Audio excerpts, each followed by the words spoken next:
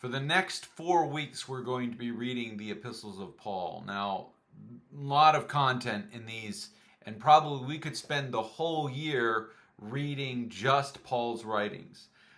We obviously are not going to do that, but I want you to read these epistles understanding that our structure, our chronology is our best guess. So one of the things you'll notice is we start with First Thessalonians.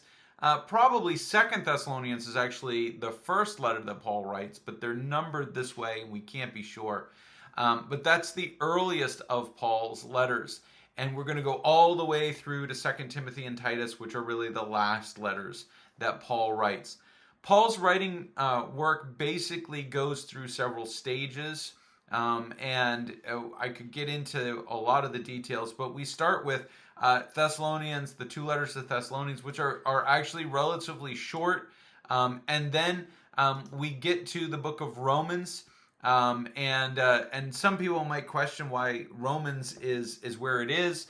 But Paul writes to the Romans as a church that he hasn't been a part of, but he knows the people that have started the church.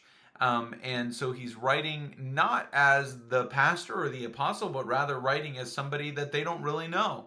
And then we're going to get into the letters to the Corinthians, which are much more intimate, and then Galatians and Ephesians and Philippians, Colossians, where Paul knows the people very closely, who are in leadership, and is giving very, very specific direction.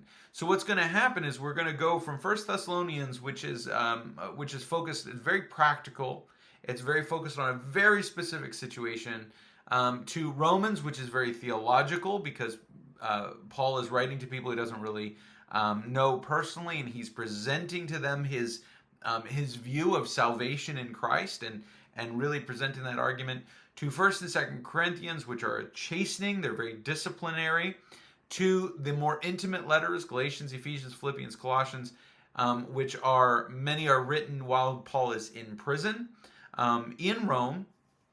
And then we're going to get into First and Second Timothy and Titus and Philemon as he writes to individuals, really writing to the leadership of the churches, but through the person of these individuals.